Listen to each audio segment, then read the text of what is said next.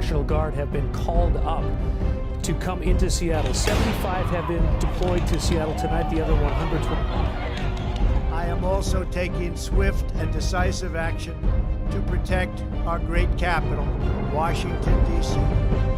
What happened in this city last night was a total disgrace.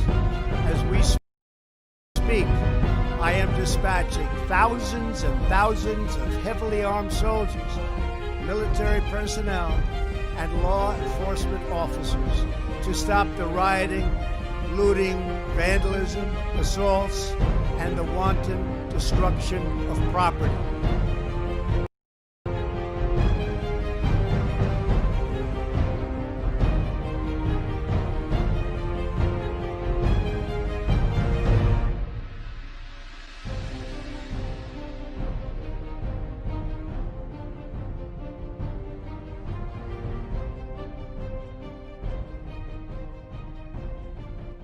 Hey, God bless you there, everyone.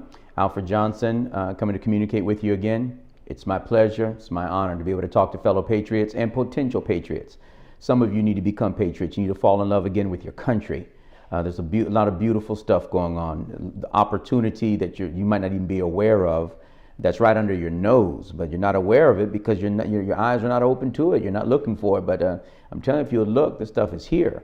And beautiful stuff our country offers. So I've been communicating on a variety of issues, trying to inform especially my black patriots and black potential patriots and the brown patriots, the Hispanics and those that we consider the brown, among us, But this is also for the white patriots as well. Listen, I need for every one of you to pass this stuff along, man. You need to go ahead and like the video and pass it along. Pass it along. Give it to family members. Many of them are looking for a list of things that Trump has done for the blacks and for the browns. They want to know what he's done. Well, make certain that they get this.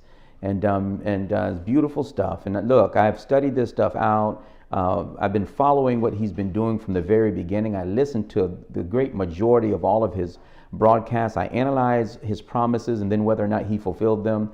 And I am telling you, there's a reason why I'm backing him up, and it's not because of some foolish reason. I've heard a black called me racist. I'm like, what in the world? If that's not the most absurd, these folks, they're willing to go to the absurd because something is going on emotionally and spiritually. You're a racist. I'm racist. Okay. Yeah, all right. Okay, but that's where we are. That's where the society has come, and they're willing to go there because of an unwillingness to humble themselves to even learn, to discover facts. So they're prejudiced, their emotions are following their prejudgment, and then they condemn you if you're not in agreement with their ideas. Then they don't even realize that they don't even know what they are affirming. And they're upset that you do. It's really a remarkable thing. But anyhow, hey, so today we're going to continue our subject matter. Again, I'm telling you, I am biased. I'm biased in favor of Christ. I'm biased in favor of the truth. And my political leanings are conservative. Now, I'm telling you straightforward, I'm that kind of patriot. I believe in the Constitution. I believe in the limits that the Constitution imposes on the government. I believe that when the government steps out of those powers, out of the parameters that we gave them, that they are operating as masters rather than the servants of the people. I believe all of that, okay? And so I lean, not just lean in that direction, I embrace that direction, okay? I'm just straightforwardly telling you the truth. But those are some of the reasons why I do. It has nothing to do with anything racial and everything else. It has all to do with principles and outcome, And it has also to do with the faith, the moral standings of things. So that's where we're going with that. Hey, so today we're going to speak about one of Trump's, another one of his major initiatives, things that are being pushed on the state level. They actually preceded him. But it wasn't preceded by the former administration. It was preceded by states who look to bring school choice, the opportunity for parents, low-income parents, to have their children in a school of their choice. Why in the world? I still don't understand why the Democrats want their children to be stuck in public schools, especially failing public schools. Why? There's something demonic about wanting your child to stay in a D or an F school just because it's a public school. Something's wrong with that. Okay, and when you're given the opportunity to say, hey, listen, through the school choice program, you have a variety of options: a public, charter, magnet, private. Hey, which one works best for you? Which one works best for your child? And you would think that to be common sense. What works best for your child? Why should what's called public school have a monopoly on education? You might say because they're public. No, no, no, no. A private school is also a public school. It's available to the public. It's just that typically they use private funds. Okay? But it's all of these schools are public schools. They're open to the public. Okay? And so this is amazing stuff. But the school choice program, look at here. President Trump has called on Congress to pass school choice legislation so that no child is trapped in a failing school because of his or her zip code. Okay, the president and then the head of administration on the national level, Betsy DeVos, they are pushing for school choice nationwide. This is huge again for the black community. This is huge. Listen, the private schools that are popping up everywhere in low-income areas. I know of one right now that most of their children are Title I or they're low-income students, free lunch students. And in the schools that they came from, they had difficulty advancing academically a lot just because of the instability of the school in terms of the kids fighting all the time.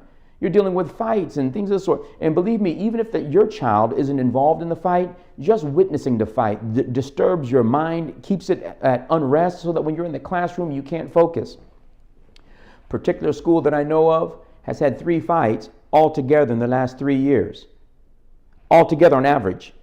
Averaging 1 fight for the last 3 years. That's 3 fights in the last 3 years.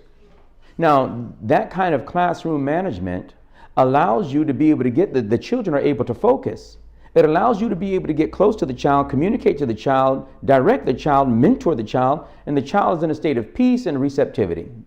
The classroom management, the school's culture changes things.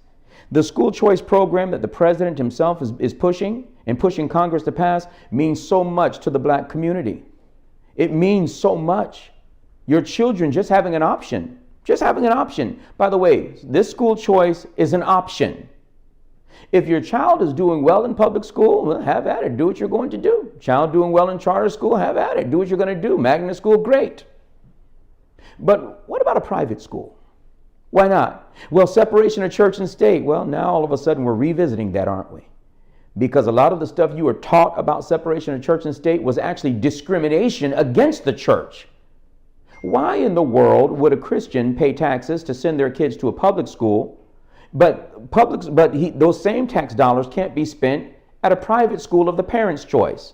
So again, the public school has a monopoly, and a monopoly on how the school is managed. So since Christ is left out of the school, a Christian's dollars can be used to send a child to public school where they are actually banning God, banning Christ from the school. However, those same dollars can't be spent with a school of our choice at a Christian school.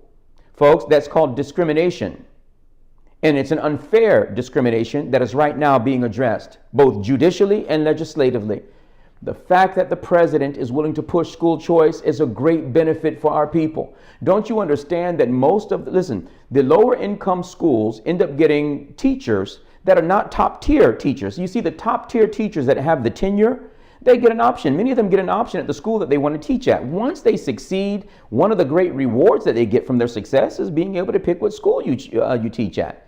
Most schools are going to want an exceptional teacher that has the accolades of being a top tier teacher.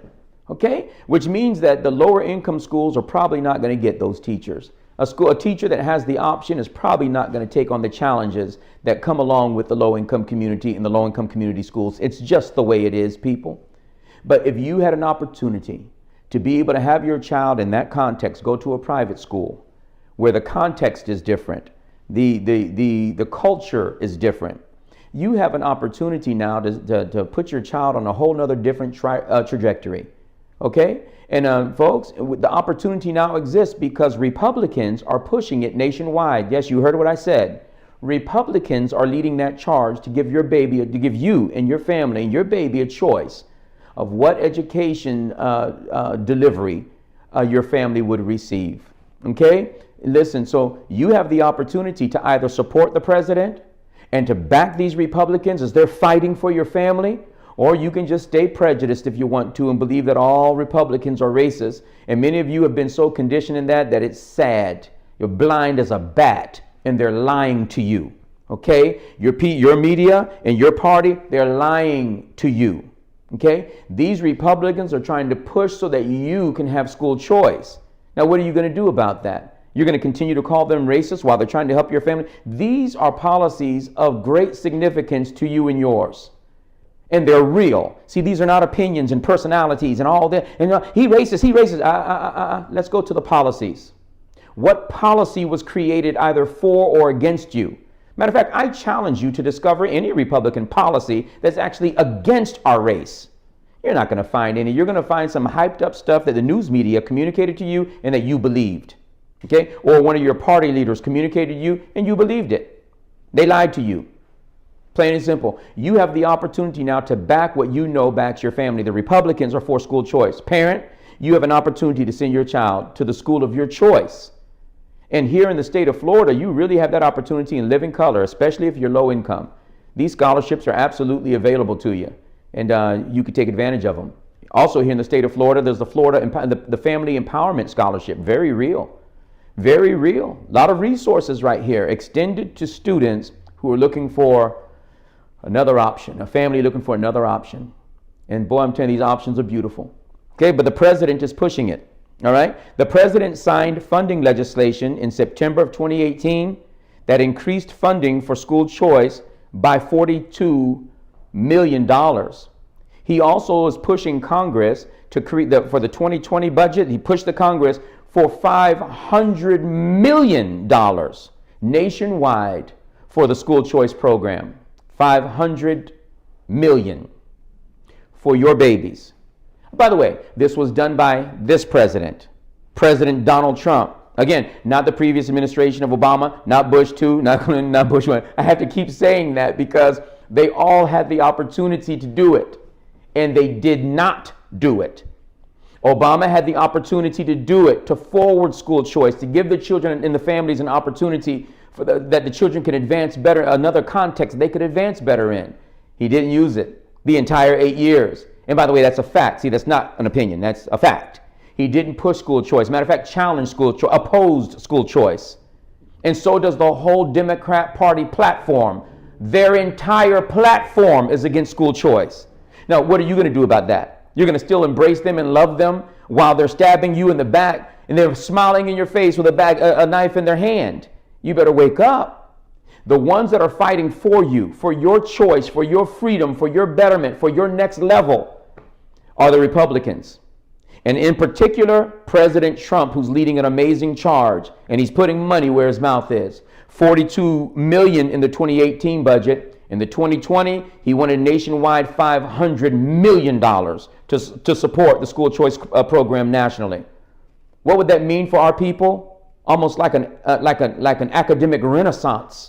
Do you know what it means when you put those kind of funds in the hands of people who have good intentions? And by the way, whenever you're dealing with the black community, this is a perfect way for black leadership to be able to rise very efficiently, because there's a lot of tape, a lot of red tape you got to go through to become an administrator, especially in a public school. There's only so many seats. But when you diversify, when you decentralize, and you're able to have these smaller private schools pop up all over the place, black leadership is able to rise just as efficiently. And you can now, the community can actually speak to itself. Now you can actually raise up local leadership that can speak to the children, leadership that can hold families and children accountable. This is what the school choice program does. And if I were you, I would look into it if you don't know about it. And I have personal experience in the school choice program, very personal, constructive experience in the Florida school choice program. All right. And folks, you're going to want to find out more and more about it. But these are the agendas that the president is pushing, and you would do well to get involved. The tax cuts signed into law by President Trump promote school choice by allowing families to use 529 college savings plans for elementary and secondary education to divert things so that they can get their babies prepared for the future. Folks, pay attention. Who did that again? Oh yeah, Trump. Was that done by previous administration? No. Okay? Trump fighting for your family. Folks, I've already mentioned so many different things right now that are working for the black race and for our family and for the brown community. This should be enough for you to say, wait a minute. Let me go and look into this myself. It should be enough. But if not, let me continue. ISIS. Under his leadership, ISIS has lost most of their territory and been largely dismantled. Matter of fact, it's getting close to 100% in the Middle East. Now you're saying that has nothing to do with us, has nothing to do with our people over there. You know what's going on. The wars have been going on over there for thousands of years. Yeah, it's just that America hasn't been over there for thousands of years. And the instability that was over there in the Middle East with ISIS being heavily involved, it ensured that so long as that kind of instability existed over there, American troops would have to be on the ground. Folks, it means American troops would have to be on the ground. Okay, it happens to be that the ground troops are Army, Marines. Now, is that difficult? It's not difficult to understand. Army, Marines. It happens to be that the Army, most of our people go into that Army. If there's a bunch of unrest over there in the Middle East, there goes our sons and daughters. There goes our sons and daughters. Now, President Trump, by defeating them, allowing the generals to do their job in defeating ISIS, we're able to pull some of our troops home. We're able to pull some of our sons and daughters home. This policy of pulling our troops back out of these global wars means that our good boys, and these are our boys, that are actually going to war, and they're good citizens, they're mature citizens, and they've chosen to fight for their country. We get to bring them back home and allow their local influence to have its bear on our communities. These young men whose lives have been changed by the disciplines associated with military are able to bring that state of mind back to their community so that they can serve. Why in the world would we want our children, really black, white, all and Spanish, but why in the black community, why would we want our best people having to fight unnecessary wars overseas? I want our troops to be right here. You know, we only send them when we have to, in America's interest. We don't go out there trying to babysit everybody. But by defeating ISIS, we've been able to bring our sons and daughters home. That means something direct to the black community. Our more productive citizens coming back home. And they're able to speak and use their influence to talk to our young black peers and give them some direction about their future. I think that whole thing is beautiful. May the Lord bless Donald Trump. Do you realize that this didn't happen in the previous administration? In the previous administration, ISIS grew in a way that was remarkable. A bunch of death, and a bunch of war in the previous administration right there in that Middle East. And it was the policies, it was our position towards Israel, it was our position towards those allies over there. And we weren't really backing them and protecting them against big powers over there, such as Iran. And we allowed these bad relationships to really cause a bunch of problems over there and destabilize governments. On comes President Trump. And now we are watching in the Middle East some very special things taking place. You have actual nations that hadn't dealt with Israel in a long time. They are now dealing with Israel. They are now forming treaties, and they're now regulating their relationships and making it more regular, making their embassies. They're at each other in each other's countries. They have flights that have opened up between their countries. That hostility subsiding, at least for now. But this is beautiful. It's happened under President Trump, and I am a very happy man. How about we get our sons and daughters back over here, of all of us, of the whole race, black, white, brown, the whole race. But especially since I'm speaking mostly to the black patriots and to the brown patriots, but you white patriots as well. Let's get our babies back home. Let's get our sons and daughters back home and let them use their influence and their maturity and their goodness to help in these low-income communities. Listen, folks, this stuff is very, very real. I could have spent more time on that school choice one. That school choice is huge, everyone. It's huge. I'm talking about a revolution for good. For good. That would revitalize the American spirit, that would help more people to attain the American dream, is right at our fingertips. If we would be willing, leaders everywhere, to have courage and initiative to bring about change. And it's right at hand now. What are you going to do about that? Need every one of you, please let our people know. And please share this. Now you got to do it now, right now. Don't get off without sharing this right now to some friends. Let them hear. I love you and I respect you, and I'm hoping that you're joining me as a fellow patriot. I have no insults necessarily for any American citizen. Those who don't know, you just don't know. But you got to wake up. You do have to open your eyes, because there's an evil force that is now working in that party that most of us vote for, and it's not good. Attack on family, attack on church, attack on education, attack on every institution that matters. And we better wake up. I love you. We'll talk to you again.